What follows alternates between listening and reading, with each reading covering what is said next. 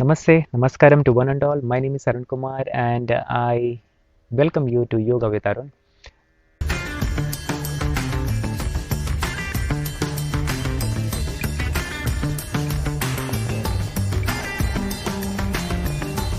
In today's topic, we are discussing about Kapalabhati. By the name Kapalabhati is, Kapala means our forehead, Bhati means is to shine. Kapalabhati is a process to taking the support of the breath to shine our forehead or to shine the skull, right? It says that when the skull shine or forehead shine, it's just when you have a proper cleansing is happen inside of your body, and as a result it shines on your it uh, produces on your forehead region. So that is a basic concept, because see, if things are going bad in your stomach or inside of your body, it is just reflected on your face. If you have like pimples or things are going wrong inside of you, it is being projected on your face, and then we try to understand what actually is happening inside of you, right? So just the same way, Kapalbhati is a cleansing process from the six Shat Kriya which we are having, right? One among them is Kapalbhati. In Kapalabhati, basically we have Annamaya, Pranamaya and all. So all the six processes which are there in Shatkriya is to cleanse the body. So all the five, the last one is the Kapalabhati. So if we have 1 to 5, so those 5 are concentrating on the Annamaya level. That means the physical body that we are having right now. And the Kapalabhati is majorly focusing on our pranic body. That means the Pranamaya Kosha, which is where the energy flows and all, like we have discussed about this in the previous videos and all. Okay. Yes, so there are different variations of Kapalabhati. Generally, if we follow our standard textbooks like Hatha Yoga Pradipika or Gherenda Samhita and all, generally people follow Hatha Yoga Pradipika, where in that it is just an introductory level they have mentioned according to the teachers, so just an introductory level where the Kapalbhati which is being explained in that. There are some certain steps which are included in variations included in Gherenda Samhita also. Okay, so that is what I am going to present here in front of you, so that you can so that it will add more value with your practice. Kapalbhati can be practiced just before your meditation, when you are sitting for a period of time and you wanted to sit in a meditative posture and then wanted to meditate on something or somewhere or an object or meditation, right? So Kapalbhati is a perfect tool which you can practice just before that. It helps greatly because it works on the pranic layer, right? So the prana is being cleansed. When the prana is cleansed, then the prana starts flowing throughout the body. You feel good about it. Blood rush happens near the wherever it is concentrating, right? Okay, so that's the basic thing. Coming back to the practice here, in Kapalabhati we are it's just very simple, where we try to bulge out our stomach as we breathe in, and as we breathe out we squeeze our stomach in, just like within a very short period of time we are exhaling the air out through the nostril as we breathe in, breathing out through the nostril. So a kind of a small jerk is being given to the stomach when we are exhaling the air out through the nostril. So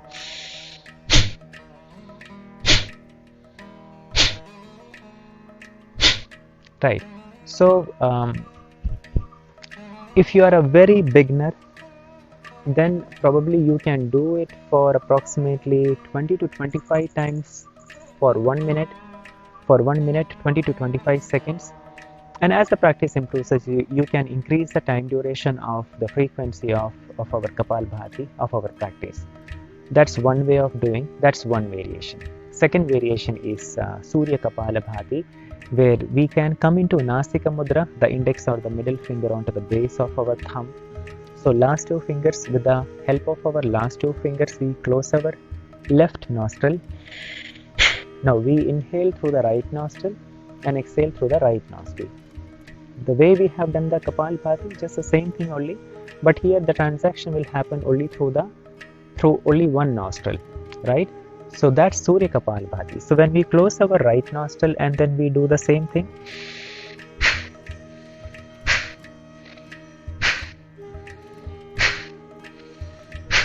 so it is like when we are breathing in, do take sufficient amount of time.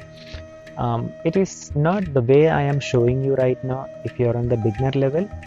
So it has to be really very slow and smooth. Try to understand the functionality or the breath. Maybe I'm speaking a little faster, you may not be able to understand, so I just try to slow it down. Here in this case, see, when you are breathing in, I am trying to bulge out my stomach as I breathe in, like we are inhaling. So it's not the chest which is engaged, it is completely our stomach. So as we breathe in, I bulge out my stomach with an inhalation, and with an exhalation I squeeze my stomach in. The stomach goes inside. Please do it real slow if you are on the beginner level. Real slow to understand. When we breathe in, we bulge out our stomach, and as we breathe out, we squeeze our stomach in to exhale the air out. Okay, so that's it. That's the thing. That is the only thing which you have to consider. That's it. And rest of the variations are just the same thing, but in a different frequency. We are using maybe one time we'll be using one nostril, maybe another nostril and all, right?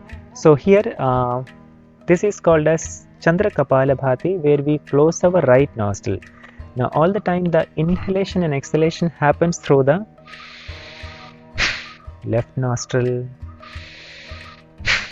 So we inhale through the left nostril, exhaling the air out through the left nostril.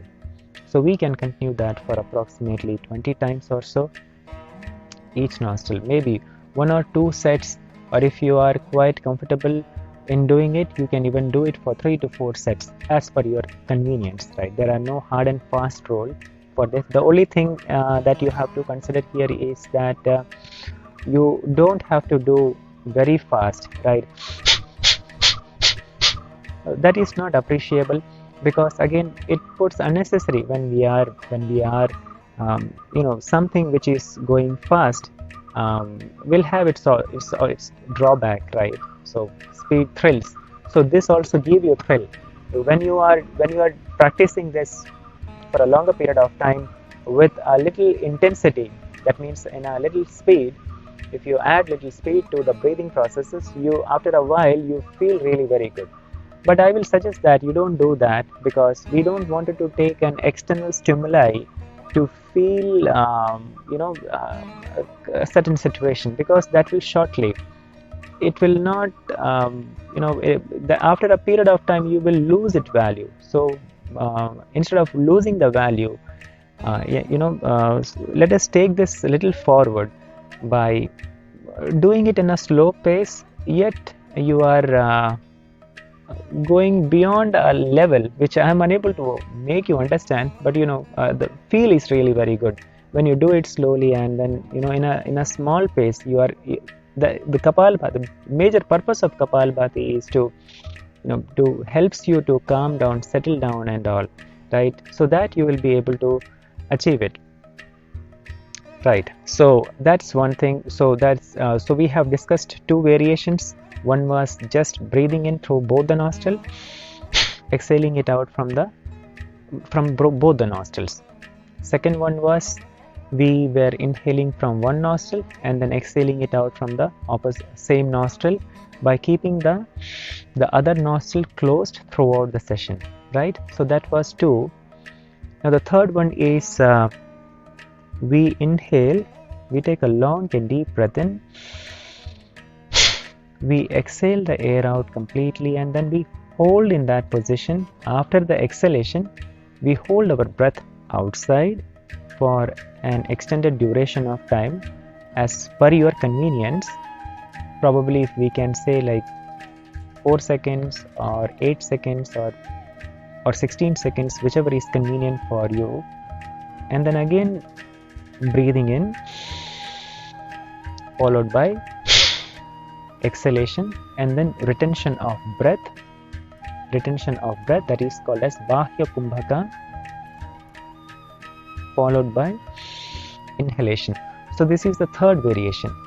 The fourth variation is nothing but we inhale through one nostril. For an example, we inhale through the right, then we close the right. Through the left, we exhale, then we inhale through the left nostril, exhaling the air out through the right nostril. So we keep switching our nostrils alternatively. You might have done this alternate nose breath and all. If you haven't done this, check out the link, the I button on top.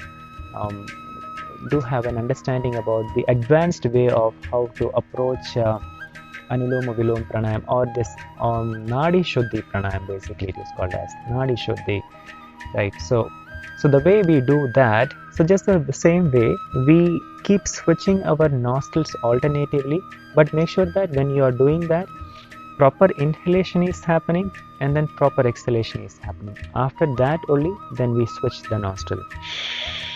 Inhalation followed by exhalation. Completing the exhalation, then we inhale and then followed by the exhalation. So like that we keep switching our nostrils alternatively, right? This works like a wonder. I hope these are the 4 variations. Couple of you can do as per your convenience and time. Each variation can be practiced for approximately 2 to 3 minutes as per your convenience, and then reap the benefit out of it. So you, as I understand, if you are till here, you are kind of qualified right now to practice it, and do motivate the other family members to join you. Especially encourage small children to participate in practicing healthy activity like this. Okay, so I hope this will help you out. The advantages are many, as we have mentioned, but there are also disadvantages. People who are having hernia related problem, heart diseases, or if they have undergone some stroke or anything like that, people who are having ulcers in the stomach, right, high BP one is dealing with, right, and good in diabetics, but right, so all these conditions are there. So if you are falling into this category, or if you have undergone any surgery recently, right, see, if you are not well and if you think that there is a small doubt inside you that whether I should do it or not, right, like in pregnancy we should not do it, right? So like there are so many factors are there which we cannot maybe a video cannot be, maybe will be short to deal with it. So if you think that if you have a doubt, then don't do it. Okay, if you feel that if you're feeling some kind of uneasiness inside of you when you are practicing any kind of practices for that matter, not just only about this video, I'm telling about any yoga teacher on behalf of anybody who is teaching. If you feel that you are feeling uneasy or something wrong is happening inside of you, then try to stop there itself, right, for the time being, just to be on the safer side all the time, right? So happy practicing, happy doing yoga. Okay, do let me know if you have any doubt. You will have all my details down below. If you are having any doubt, then don't do it. If you are completely healthy, then I'm encouraging you, and I will encourage you to encourage others also to participate in healthy activity like this, so that most of the time people will come to yoga after getting some kind of problem. So that's the only basic, that is what I've been saying. So let us stop there. Let us try to understand It's just investment of 15 to 20 minutes only. See, please understand that just 15 to 20 minutes investment is sufficient enough to keep yourself healthy. Okay, so but every day you have to do it. That's the important thing. So without delaying it further, thank you very much for having me, and I will see you in next class. Thank you very much. Namaste. If you find my yoga videos interesting and you wanted to learn yoga sessions with me, do check on the link down below in the description to register, and I will see you in class live. Thank you very much.